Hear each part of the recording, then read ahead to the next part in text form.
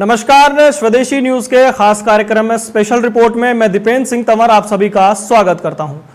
आज special report में हम चर्चा करने वाले हैं एक बहुत बड़े फैसले की।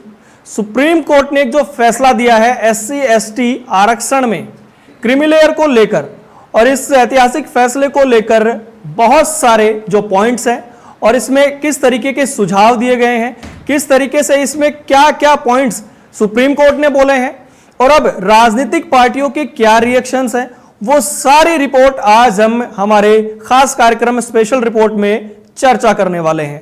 और ये जो बड़ा फैसला आया है, कई सालों से इस पर बहस चल रही थी और इसी बहस को लेकर अब जो सीजेआई चंद्रचूड़ हैं और उनके साथ में जो बेंच थी, 7 जजों की ये बेंच थी और इस बेंच ने जो ये फैसला लिया है और इस फैसले के बाद बहुत सारे समीकरण, बहुत सारी बातें और बहुत सारे सियासी गलियारों में जो लगातार भाषण आ रहे हैं, लगातार बयानबाजी आ रही है, अब वो कहीं ना कहीं बहुत बड़ा असर डालने वाली है।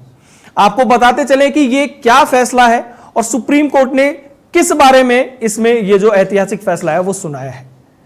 जो एससी एसटी कास्ट हैं उनके अंदर उप वर्गीकरण को लेकर, यानी कि जो ये वर्ग हैं इसमें जो जातियां हैं उन जातियों के वर्गीकरण को लेकर यह फैसला आया है कि इसके अंदर भी वर्गीकरण किया जाए।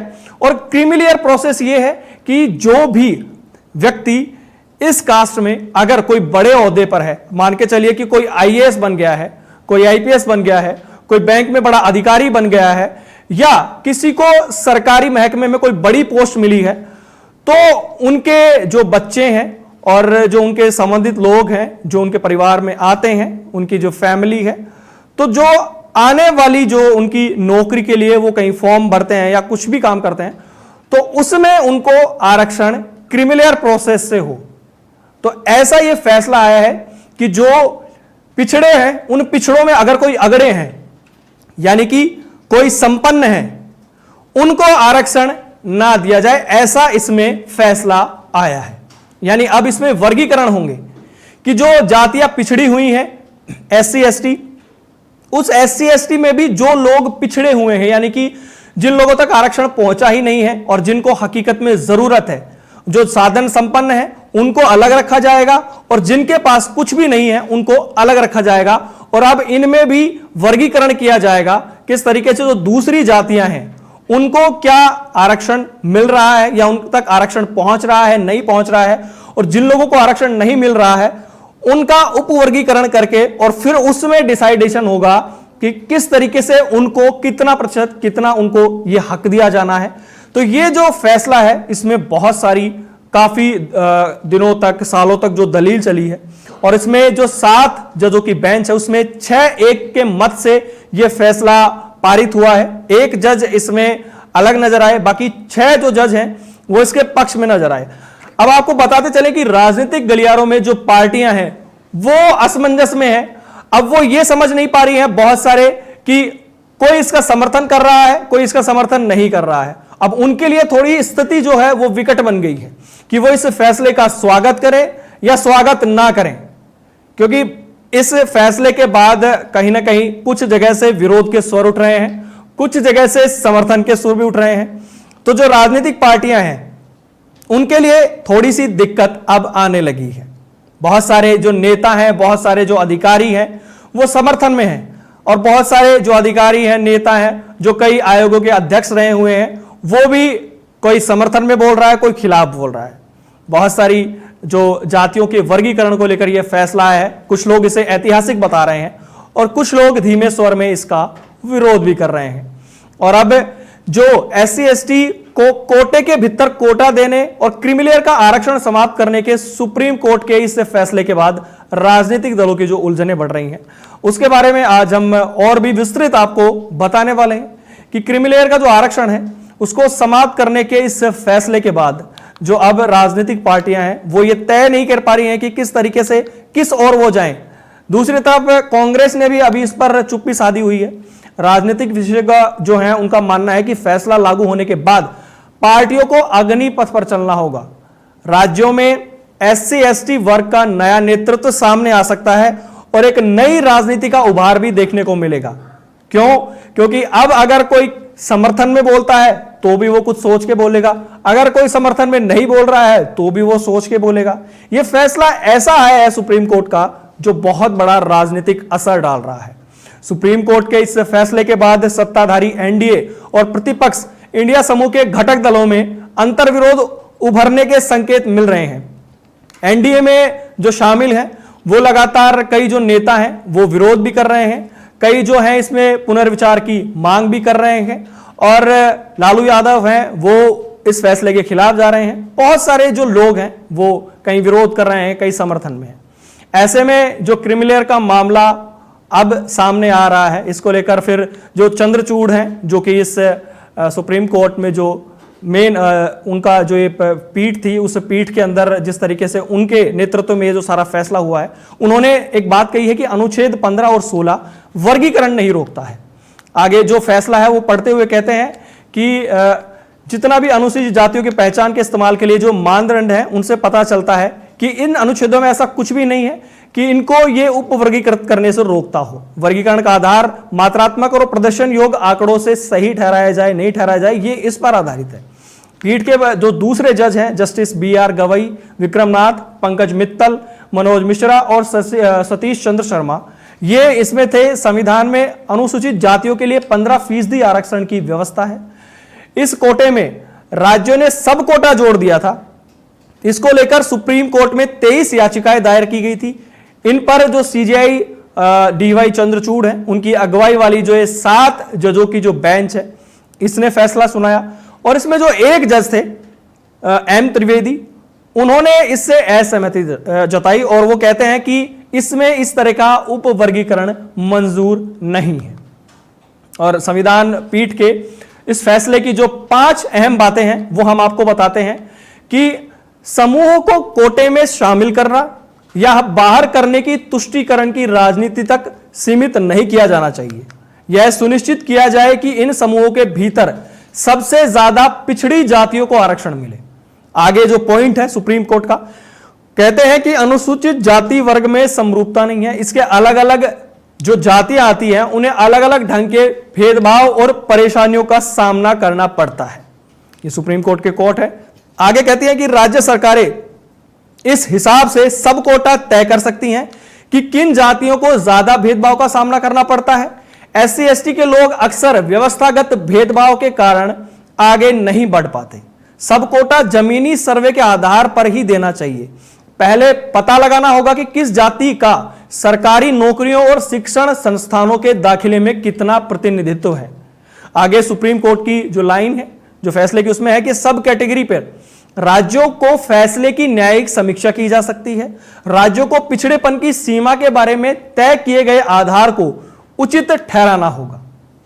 फैसले के दूरगामी परिणाम होंगे। अब जो ये जिस तरीके से इसमें बहुत सारी बातें सामने आ रही हैं और सुप्रीम कोर्ट ने जो वर्गीकरण करने को कहा है, अब यह भी कहा गया है कि पहली पीढ़ी को मिल गया होता तो दूसरी पीढ़ी को नहीं मिले। क्रिमिलेयर के लिए भी कहा है कि अगर कोई पीढ़ी जैसे SC ST में कोई मजबूत हो गई है और एक बड़ा सरकारी किसी के पास पद है और वो हर तरीके से संपन्न है, तो इसमें कहा गया है कि उसको ये आरक्षण ना मिले। इसमें कोई गलत नहीं है। अब ये जो बयान है ये आया है SC ST आरक्षण का कि 2-3% आबादी है, लाभ मिला है, बाकी जो 90% लोग हैं वो इस लाभ तक पहुंचे ही नहीं है, क्योंकि जिस तरीके से बातें सामने आती हैं। और अब ये जो सारी बातें हैं जो कही हैं कि जो लाभ नहीं मिला है, वो राष्ट्रीय SC आयोग के जो पूर्व अध्यक्ष हैं PL पूनिया, उन्होंने कहा है कि जो कई जातियां हैं SC ST में, हकीकत में उन लोगों तक आरक्षण नहीं पहुंचा है। जो हकदार हैं, जो वंचित हैं, जो पिछड़े हैं, उनको भी अब इस धारा में लाना चाहिए। आगे जिस तरीके से अब सुप्रीम कोर्ट इसमें जो बयानबाजी दे रहा है, और जो इंडिया हो चाहे NDA हो, अब इसमें जो कई नेता हैं उनके बयान जो सामने आए हैं। सबसे पहला जो बयान है वो ब्रजलाल हैं, भाजपा के जो राज्यसभा सांसद हैं, बड़े दलित चेहरे हैं वो। उनका मानना है कि SC ST में क्रिमिलेयर होना चाहिए। और जिस तरीके से अब जो लोग आरक्षण का लाभ लेकर सरकारी योजनाओं में नौकरी में आ चुके हैं, उनको लाभ नहीं मिलना चाहिए, ये कहना है भाजपा के राज्यसभा सांसद और जो अभी बड़े नेता के रूप में जाने जाते हैं, उसके बाद जो अगले हैं जो सांसद हैं भाजपा की DK अरुणा, उनका भी बयान सामने आया है। DK अरुणा ने कहा है कि सर्वोच्च अदालत द्वारा इस फैसले का वो स्वागत करते हैं और अनुसूचित जातियों का 30 साल का सपना केंद्र की भाजपा सरकार की पहले से ही जो ये साकार करी हुई शक्ति है और जो उनकी सोच है उस पर निर्भर करता है।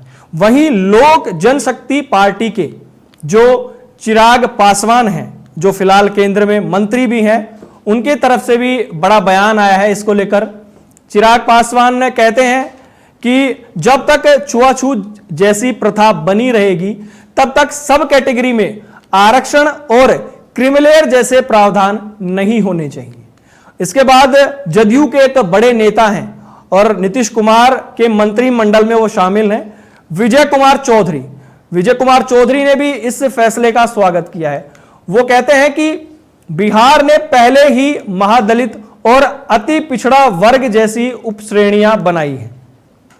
इसके बाद एक बड़ा बयान जो आता है वो आता है आजाद समाज पार्टी के जो अध्यक्ष हैं और जो मुखिया हैं और फिलहाल नगीना से सांसद हैं चंद्रशेखर। उनका कहना है कि आरक्षण के अंदर कोटा देने के सुप्रीम कोर्ट के फैसले पर वो नाराजगी जताते हैं। वो कहते हैं कि यदि आप वर्गीकरण करना चाहते हैं तो सुप्रीम कोर्ट से इसकी शुरुआत होनी चाहिए। अब ये कई नेताओं के जो बयान सामने आ चुके हैं। अब किस राज्य में क्या स्थिति है SC ST की, वो हमारे पास हमने इंटरनेट के माध्यम से और बहुत सारी कई जो लिस्टें देखने के बाद कुछ डेटा हमारे सामने आया है और उसके बारे में हम आपको बताना चाहते हैं कि किस तरीके से ये जो लिस्ट है इसके बारे में किस राज्य में कितना प्रतिनिधित्व है और किसको कितना मिलना चाहिए, किस हिसाब से मिलना चाहिए। राजस्थान की हम बात करते हैं। राजस्थान में बताया जा रहा है, जैसा कि हमने जो सर्च किया है, जो हमें जानकारी प्राप्त हुई है इंटरनेट और अदर माध्यम से और कुछ जो हमने पढ़ा है इसके बारे में, 59 जातियां दलित बताई जाती हैं और इसमें मेघवाल समाज एक बहुत बड़े समुदाय के रूप में आता है, जिनकी ज्यादातर आबादी बीकानेर, जैसलमेर, बाड़मेर और जोधपुर में बसी है। पूर्वी राजस्थान में बैरवा और जाट समाज काफी बड़ी संख्या में है। मीणा समाज का सबसे बड़ा प्रभाव जो है वो माना जाता है और काफी बड़ी बड़ी विधानसभा सीटों पर उनका दबदबा है और आदिवासी समुदाय में सबसे प्रभावशाली समाज माना जाता है मीणा समाज। विधानसभा सीटों पर अच्छा खासा प्रभाव डालते हैं। वहीं भील, बांसवाड़ा और डूंगरपुर जिले में बसे हैं। तो ये राजस्थान की एक मोटी मोटी जो स्थिति है, जो जिस तरीके से हम आपको बता रहे हैं।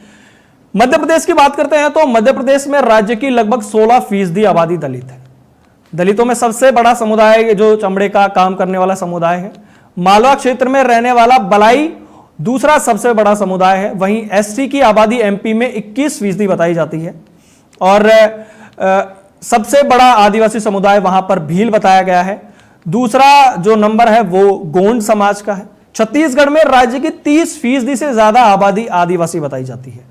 43 आदिवासी समुदायों में गोंड सबसे पहले और सबसे ज्यादा प्रभावशाली बताए जाते हैं। इनकी जनजातीय आबादी में इनकी 55% हिस्सेदारी है। इसके बाद और भी बहुत सारी जातियां हैं यहाँ पर, उनकी काफी हिस्सेदारी है। बैरवा, रैदास जैसी जातियां भी काफी ज्यादा प्रभाव रखती हैं। गुजरात की बात करते हैं। गुजरात में 57 दलित जातियां बताई जाती हैं। इसमें वांकर सबसे ज्यादा प्रभावशाली है और SC की आबादी लगभग 35 से 40 है। वांकर के बाद दूसरा समुदाय रोहित है, जिसकी लगभग हिस्सेदारी 25 से 30% बताई जाती है। आदिवासी समुदाय में वहां पर भील समाज की हिस्सेदारी लगभग 43 बताई जाती है। और भी इसके अलावा कई बनासकांठा, भरूच, पंचमहल, ये भी अच्छी खासी आबादी में बताए जाते हैं। बात करते हैं यूपी की। यूपी में दलित समाज में जाटव और गैर जाटव दो समाज में है। कुल आबादी में जाटव 12% और गैर जाटव 10% बताए गए हैं और जिसमें 56% आबादी जाटव की है और बताया जाता है। इसके अलावा जो फीसदी आबादी है 16% में पासी में 16%, धोबी, कोरी और वाल्मीकि 15%, गोंड, धानुक और खटीक 5% है। तो ये यूपी की स्थिति है। बिहार की सियासत में पहले बताया जाता है कि सवर्णों का बहुत बड़ा दबदबा था और उसके बाद में फिर OBC की सियासत हुई और फिर अब ईसीबी कैटेगरी यानी अति पिछड़ा वर्ग की राजनीति तेज हो गई है। अब ये जो सारी कोटे की बातें हैं और इतने राज्यों में और भी बहुत सारे राज्य हैं और इनकी जो स्थिति है, किस कदर कहां पर कौन कौन है और किसका क्या प्रतिनिधित्व है, क्या है सारी बातें जो है, और सुप्रीम कोर्ट अब जो ये उप वर्गीकरण की बात है जिसमें सामने आ रहा है कि अब जो एक क्रीमी प्रोसेस है, इस प्रोसेस के अंदर अब कोटे के अंदर कोटा होगा। जो हम आपको पहले बता चुके हैं, साधन संपन्न व्यक्ति हैं उनको अलग रखा जाएगा। साथ ही जो ऐसी जातियां हैं एससी एसटी में जो ऊपर उठ चुकी हैं और जो बिल्कुल जिनको अभी तक आरक्षण का बहुत कम लाभ मिला है, उनको ऊपर लाने की कोशिश करी जाएगी। सुप्रीम कोर्ट ने अपने इन फैसलों में ये सब सारी जो पॉइंट्स हमने आपको बताया है और ये जो फैसला उन्होंने जिस वजह से दिया है, सारी बातें हमने आपसे शेयर करी हैं कि ये फैसला अब किस तरीके से असर डालेगा। राजनीतिक पार्टियां खासकर बड़े पसोपेश में हैं, अब वो किधर जाएं, क्या पक्ष लें क्या पक्ष नहीं लें, क्योंकि आप ये मान के चलिए कि एससी एसटी में अब इतनी सारी जातियां हैं, अगर इस फैसले के खिलाफ जाते हैं तो बाकी जो जातियां हैं उनकी तरफ से क्या रिएक्शन आता है, क्या वो फिर पार्टियों के खिलाफ घेराबंदी करेंगे, क्या कोई नया नेतृत्व इसके बाद उभार में आ जाएगा।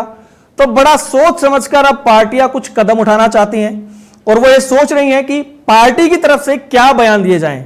आप ये मानिए कि नेता अपने पर्सनल तौर पर बयान दे रहे हैं, कई नेता जिनकी खुद की पार्टी है, लेकिन जो राष्ट्रीय पार्टियां हैं वो अब क्या कदम रखती हैं और इस फैसले पर क्या उनका कोई एक सम्मत बयान आएगा और वो किस तरफ रहेंगी, वो देखना महत्वपूर्ण होगा। और लगातार इस फैसले को लेकर बहुत सारी जो बातें हैं, अब चाहे भाजपा हो कांग्रेस हो, वो इस पर अपना क्या रिएक्शन देती हैं, वो बहुत ज्यादा महत्वपूर्ण होगा।